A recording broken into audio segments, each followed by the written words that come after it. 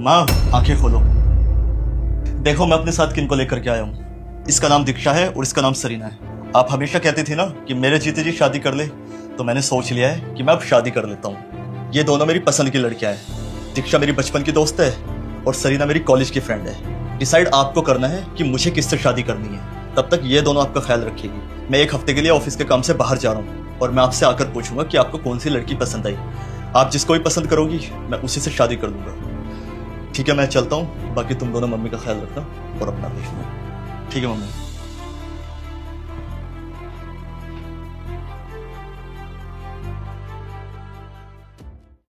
हाँ यार, बोला तो था उसने कल का कि कल मिलने का प्लान बना रहे हैं, बट उसका कॉल ही नहीं आया। मैं कब से उसका कॉल का वेट कर रही हूँ। बेटा अच्छा रुक, मैं तुझे 5 मिनट में कॉल बैक करती हूँ।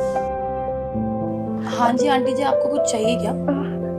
सुन इधर, कमर में बहुत दर्द हो रहा है। क्या? कमर में बहुत दर्द हो रहा है। अरे थोड़ा तेज बोलो, मुझे सुनाई नहीं दे रहा आप क्या बोल रहे हो। बेटा कमर में दर्द हो रहा है, करवट दिला दे। अच्छा करवट दिला दूँ? एक मिनट, एक मिनट, आप थोड़ी सी ताकत लगाइए, थोड़ी सी। अरे थोड़ा आप भी जोर लगाइए ना। अरे, आओ। क्या कर रहे हो आंटी जी आप? आपके चक्कर में मेरे हाथ में इतनी तेज लग गई। और ये क्या आपको करवट बदलनी है? आराम से लेटे रहो, चैन ही नहीं है।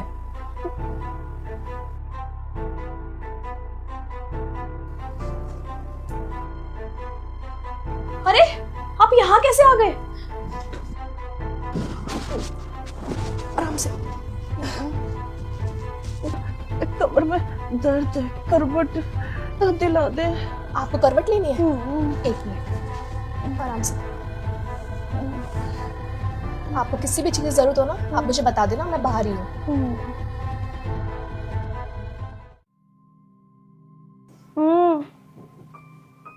क्या हुआ आंटी जी, कुछ चाहिए आपको? टाइम अभी तो 2 बज रहे हैं। क्या दवाई खानी है? अच्छा, कौन सी वाली दवाई है आपकी? ये वाली? अच्छा, ये वाली दवाई है क्या? ये वाली है क्या? एक मिनट।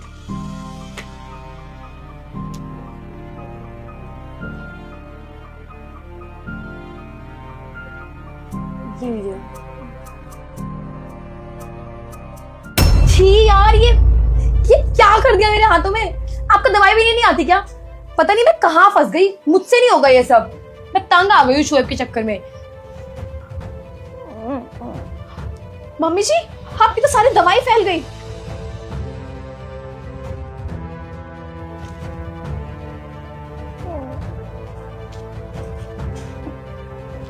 आपने दवाई ली? ये जो दवाई रखी हुई है यही लेनी है?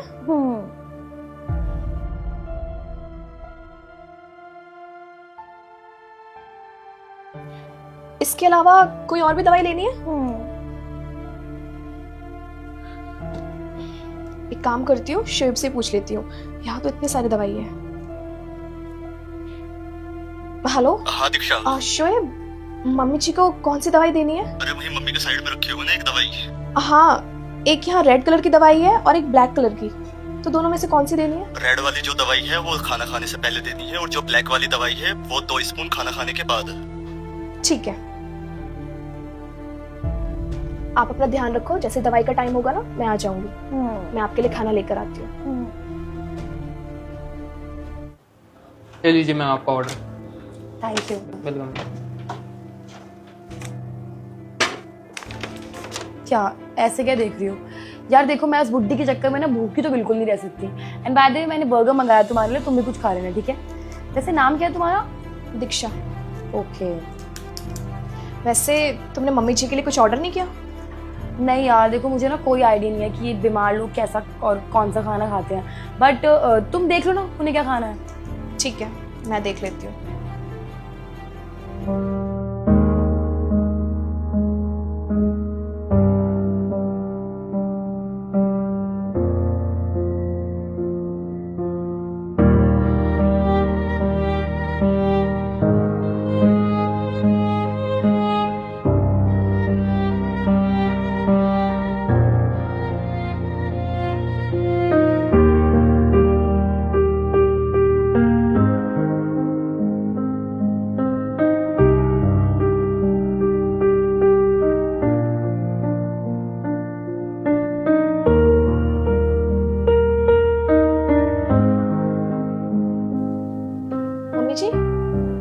आपके लिए हल्दी वाला दूध लेकर आई हूँ। ठीक आराम से, पीछे पीछे। ये लीजिए।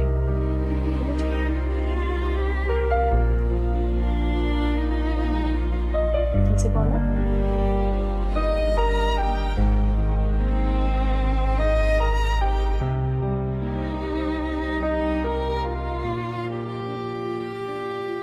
दीक्षा, देखना कौन है।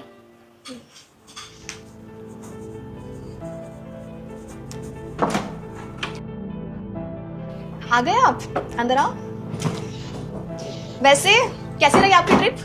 ट्रिप तो बहुत अच्छी रही। ये बताओ मम्मी की तबीयत कैसी है? मम्मी जी तो बिल्कुल ठीक है। अच्छे से ख्याल तो रखा है ना तुम दोनों ने उनका? हाँ। कोई शिकायत का मौका तो नहीं दिया ना उनको? हाँ हाँ, सब कुछ बिल्कुल ठीक था। एक काम करते हैं, मम्मी के पास चलते हैं, अब उनका डिसीजन सुन लेते हैं, उन्होंने किसको चूज किया है। चल सरीना, चले। चलो। मम्मी, अरे शिव बेटा आ गया तो। और बताओ तबीयत कैसी है आपकी? अरे आराम से आराम से। अरे बेटा अब तू आ गया ना, मैं बिल्कुल ठीक हूँ। मम्मी जी आप इसे क्यों निकाल रहे हो? आपको तकलीफ होगी। अरे बेटा मैं बिल्कुल ठीक हूँ, मुझे कुछ नहीं हुआ है। कुछ नहीं हुआ है? अगर आपको कुछ हुआ नहीं है तो फिर ये सब क्यों? मुझे तो कुछ भी समझ नहीं आ रहा है। मैं बताता हूँ। मम्मी आराम से उठो, पहले आ जाओ। देखो मेरी माँ एकदम परफेक्ट है। परफेक्ट है? यार ये क्या मजाक लगा रखा है? 2 दिन से वो बीमार थी और अब परफेक्ट है। कोई मजाक चल रहा है क्या यहाँ पे? देखो ये कोई मजाक नहीं है, इसके पीछे एक बहुत बड़ा रीजन है। मैं हमेशा से ऐसी लड़की चाहता था जो मुझसे ज्यादा मेरी माँ का ख्याल रखे। और आज की जनरेशन का तो तुम्हें पता ही है, आजकल की मॉडर्न लड़कियां ऐसा दिखावा करती है कि वो घर बार बहुत अच्छे से चला सकती है, बहुत अच्छी बहू बन सकती है, लेकिन शादी के बाद वो अपना असली चेहरा सामने लेकर आती है, सारे रंग रूप दिखाने लगती है और ऐसी कंडीशन सामने रख देती है कि या तो अपनी माँ के साथ रहो या मेरे साथ रहो। अगर मैं उसके साथ रहने से मना कर देता हूँ तो फिर वो डाइवोर्स मांगती है और एलमनी के तौर पर कोर्ट में घसीटती है। लेकिन मैं ऐसी लड़की चाहता था जो मुझसे भी प्यार करे और मेरी माँ को भी अपनी सगी माँ जैसा माने। और तुम दोनों को तो पता ही है कि मेरे पापा की डेथ हो गई थी बचपन में ही। बच्ची कुछ मेरी माँ है मेरे पास। अगर मेरे होते हुए भी मेरी माँ दुखी रहेगी तो फिर क्या फायदा ऐसी शादी करने का।